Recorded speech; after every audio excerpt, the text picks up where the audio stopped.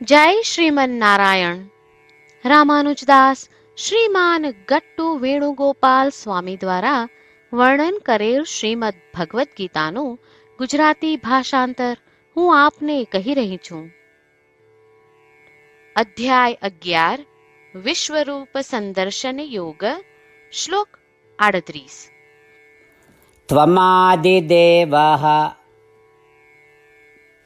પુરુષઃ પુરાણઃ ત્વમસ્ય વિશ્વસ્ય પરમ નિધાનમ વેત્તાસિ વેદ્યં ચ પરં ચ ધામા ત્વયા તતં વિશ્વં અનંતરૂપ. ઓમ. ગીતાચાર્ય શ્રી કૃષ્ણ પરમાત્મા અર્જુન સાથે આપણને બધાને વિશ્વરૂપ સંદર્શન યોગ શીખવી રહ્યા છે. વિશ્વરૂપના સાક્ષાત દર્શન કર્યા પછી અર્જુન શ્રી કૃષ્ણ પરમાત્માને આ પ્રમાણે પ્રાર્થના કરી રહ્યો છે. હે શ્રી કૃષ્ણ, તમે સર્જનહાર છો. હે શ્રી કૃષ્ણ, તમે આદિ દેવ છો. હે શ્રી કૃષ્ણ, તમે શાશ્વત વ્યક્તિત્વ છો. હે શ્રી કૃષ્ણ, તમે સર્વે વિશ્વોના પરમ આશ્રય છો. હે શ્રી કૃષ્ણ, સકળ વિશ્વ તમારું શરીર છે.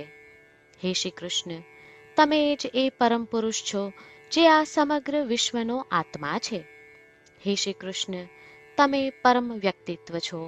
તમે પરમ ધામ છો અને વિશ્વના પ્રત્યેક જીવે તમને જાણવા જોઈએ.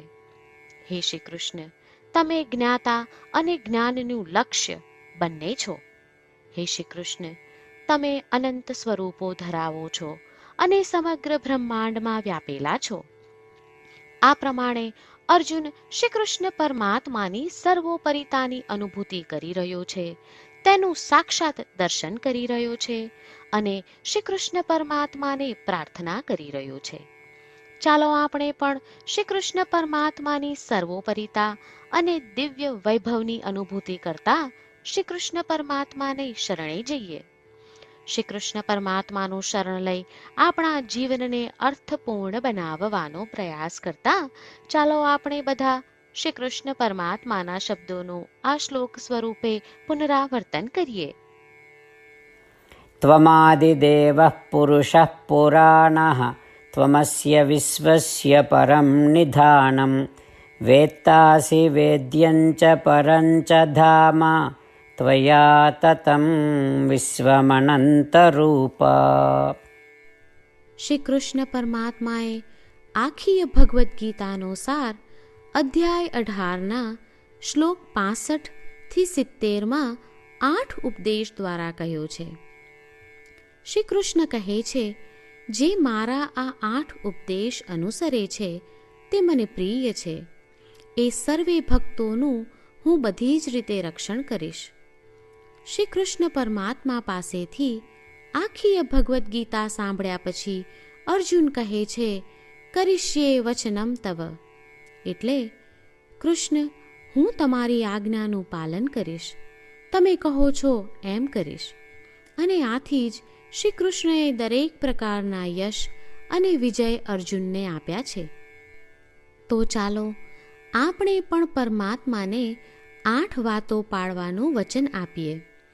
પરમાત્માને આપેલા વચનથી મોટી કોઈ પૂજા, તપ કે યજ્ઞ નથી. 8 પ્રતિજ્ઞાઓ જે આપણે લેવી જોઈએ તે હું હવે કહું છું. આપ સૌ પણ એનો મન અને હૃદયથી વિચાર કરો. આ રીતે શ્રી કૃષ્ણને વચન આપતી વખતે આપણે સૌ શ્રી કૃષ્ણની હસતી મુખમુદ્રાનો મનમાં વિચાર કરીએ અને પરમ આનંદનો અનુભવ કરીએ. જય શ્રીમન નારાયણ. આપણા 8 વચનો આ પ્રમાણે છે. આપણું પહેલું વચન, હે શ્રીમન નારાયણ, તમારા ઉપદેશ પ્રમાણે હું હંમેશા તમારું ધ્યાન અને ચિંતન કરીશ. આપણું બીજું વચન. હે શ્રીમન્નારાયણ, તમે કહ્યું છે તેમ હું સદાય તમારી ભક્ત રહીશ. આપણું ત્રીજું વચન. હે શ્રીમન્નારાયણ, હું મારા કર્મો તમને સંતોષ થાય તેમ અને તમારી સેવા માટે કરીશ. આપણું ચોથું વચન. હે શ્રીમન્નારાયણ, તમે અનુસરવા કહ્યું છે તેમ મને પૂર્ણ શ્રદ્ધા છે કે હું તમારી છું. હું સદાય મારા હાથ જોડી તમને નમસ્કાર કરીશ, તમારી ભક્તિ કરીશ. આપણું પાંચમું વચન. હે શ્રીમન્નારાયણ, હું તમારા શબ્દો યાદ કરું છું. મામેકમ શરણમ વ્રજ, તમે તમારી શરણમાં આવવા કહ્યું છે. શ્રીમન્નારાયણ, હું માત્ર તમારા જ શરણમાં છું. આપણું છઠ્ઠું વચન. હે શ્રીમન્નારાયણ, આપે કહ્યું છે મા શુચ, તમે અમને આશ્વાસન આપી શોક ન કરવા માટે કહ્યું છે, તો હું દુઃખી નહીં થાઉં, શોક નહીં કરું. આપણું સાતમું વચન. હે શ્રીમન્નારાયણ, અમારા કલ્યાણ અર્થે આપે શ્રીમદ્ ભગવદ્ ગીતા રૂપી આશીર્વાદ આપી અમારા સૌ પર કૃપા કરી છે, તો હું દરરોજ ઓછામાં ઓછો એક શ્લોક વાંચીશ અથવા સાંભળીશ એવો સંકલ્પ લઉં છું. આપણું આઠમું વચન.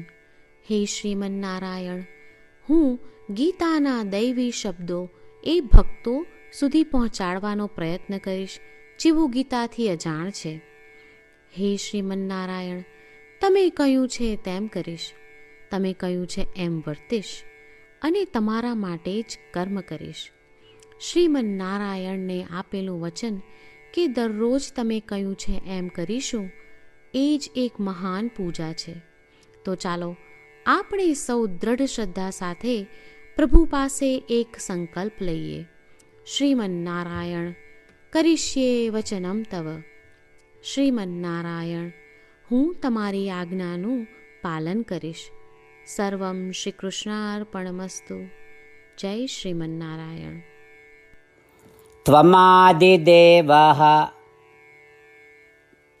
પુરુષઃ પુરાણઃ ત્વમસ્ય વિશ્વસ્ય પરમ નિધાનમ વેત્તાસि વેદ્યં ચ પરં ચ ધામા ત્વયા તતં વિશ્વં અનંતરૂપ. ઓમ ત્વમાદિદેવઃ પુરુષઃ પુરાણઃ ત્વમસ્ય વિશ્વસ્ય પરમ નિધાનમ વેત્તાસि વેદ્યં ચ પરં ચ ધામ ત્વયા તતં વિશ્વમનંતરૂપ.